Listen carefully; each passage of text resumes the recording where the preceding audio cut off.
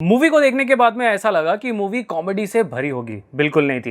Hello hi नमस्कार दोस्तों, मेरा नाम है राजन सिंह, आप देख रहे हैं फिट फ्लिक्स। और दोस्तों ये मूवी और ढेर सारे मस्ट वॉच मूवीज और सीरीज सिर्फ नेटफ्लिक्स पर ही अवेलेबल है। मगर अनफॉर्चुनेटली नेटफ्लिक्स के अल्ट्रा एचडी अकाउंट आते हैं 800 रुपए में, वो भी सिर्फ एक महीने के लिए। जी नहीं, बिल्कुल नहीं। अब आप पा सकते हैं वही सेम नेटफ्लिक्स का अल्ट्रा एचडी अकाउंट सिर्फ 200 रुपए में, वो भी पूरे महीने के लिए। कैसे, ये जानने के लिए या तो यहां पर क्लिक करके हमारे डिटेल्ड वीडियो को देखिए या फिर इस वीडियो के डिस्क्रिप्शन में दिए गए हमारे व्हाट्सएप नंबर पर तुरंत कांटेक्ट कीजिए।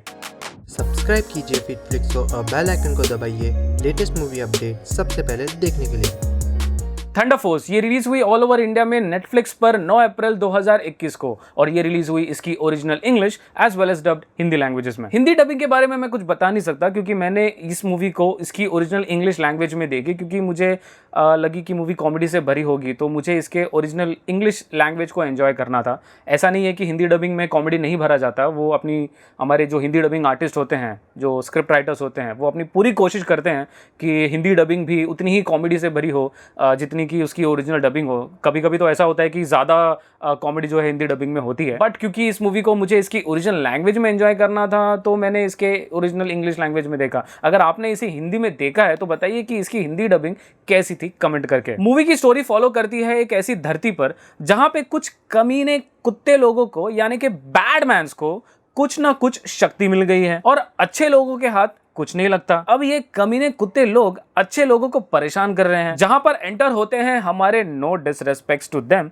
80 kg और 100 kg, यानी कि माय फेवरेट ऑक्टेविया स्पेंसर और मेलिसा मैककार्थी, जो कि किसी न किसी तरह इन सारे कमीने कुत्तों को रोकना चाहती हैं। अब ये कैसे रोकेंगी, कुछ इसी स्टोरी को ऑलमोस्ट ना के बराबर कॉमेडी, वियर्ड से केकड़े से भरे सीन से और कमजोर येट यूनिक स्टोरी से एक्सप्लोर करती है ये मूवी, जिसका नाम है थंडर फोर्स। ये कैसी बदबू है? इस सूट की है जो हम धो नहीं सकते।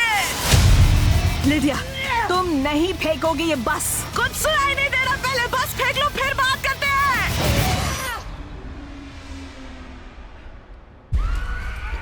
सॉरी, गलती मेरी है।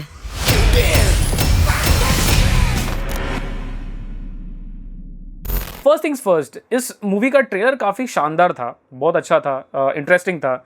मतलब मेलिसा मैककार्थी थी तो मुझे लगा कॉमेडी होगा, इसमें सुपर ह्यूमंस थे तो मुझे लगा कुछ ढासू स्टोरी होगी, ढासू एक्शन होगा। भूल जाइए, ये सब तो था ही नहीं इस मूवी में। इनफैक्ट मूवी ऐसी थी कि मुझे इसे 2 टुकड़ों में, यानी कि 2 दिनों में देखना पड़ा। सो ये कहना बिल्कुल भी गलत नहीं होगा कि मूवी मेनली जिस चीज़ के लिए बनी थी, कॉमेडी, वो कहीं ना कहीं ऑलमोस्ट ना के बराबर थी। दूसरा इंपॉर्टेंट फैक्टर इस मूवी का इसका स्टोरी था, इसके सुपर ह्यूमंस थे। बट अनफॉर्चुनेटली मूवी में 3 या 4 सुपर ह्यूमन बींग्स हम देखते हैं, जिसमें से 2 तो हमारे लीड कैरेक्टर ही होते हैं।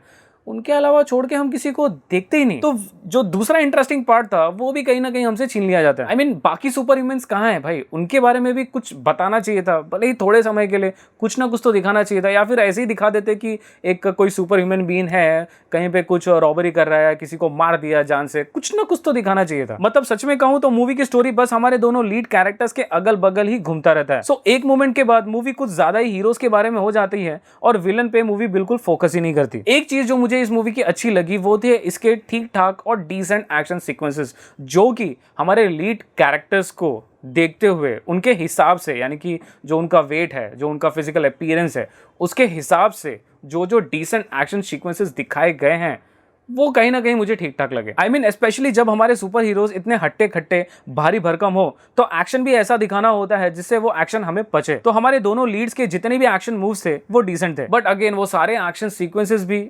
अनइम्प्रेसिव ही थे। सो एक्शन के नजरिए से भी कहीं ना कहीं ये मूवी फेल हो जाती है। One thing that I absolutely hated about this movie and which will be shocking to you was Jason Bateman. I mean, ये जिस मूवी या सीरीज में हो, इनका होना ही उस मूवी या सीरीज में जान फूंक देना चाहिए, बट इनको इस मूवी में बस as a stupid comedy character बनाकर डाल दिया गया और कहीं ना कहीं उस कैरेक्टर को भी उतना एक्सप्लॉइट नहीं किया गया। सो इतने अच्छे कैरेक्टर को आपने मूवी में डाला और उनको प्रॉपरली यूज नहीं किया, ये भी कहीं ना कहीं मूवी का एक नेगेटिव पॉइंट था। ओवरऑल कहूं तो मूवी की स्टोरी काफी हटकर थी, यूनिक थी, उसे अच्छे तरीके से एक्सप्लोर किया जा सकता था। थोड़े कॉमेडी सीन्स और अच्छे हो सकते थे, एक्शन सीक्वेंसेस ज्यादा हो सकता था अगर ज्यादा सुपर ह्यूमंस के ऊपर भी फोकस करती है मूवी, और अगर लीड कैरेक्टर्स पे कम और विलन्स पर भी इक्वली फोकस किया जाता तो कहीं ना कहीं मूवी इंप्रेसिव हो सकती थी, बट अनफॉर्चुनेटली नहीं थी। और इसीलिए कहीं ना कहीं अनफॉर्चुनेटली अगेन मुझे कहना पड़ेगा कि आप इस मूवी को आसानी से स्किप कर सकते हैं, और इसीलिए इन सारी चीजों को ध्यान में रखते हुए अनफॉर्चुनेटली अगेन मैं इस मूवी को रेट करूंगा 5 आउट ऑफ 10। सो दोस्तों, ये था हमारा रिव्यू नेटफ्लिक्स की मूवी थंडर फोर्स का। आपको हमारा ये रिव्यू कैसा लगा प्लीज कमेंट में जरूर बताएं, और अगर आप चाहते हैं कि हम ऐसे ही ढेर सारे मूवी और सीरीज रिव्यू करते रहें तो प्लीज हमारे चैनल को सब्सक्राइब करना ना भूलें,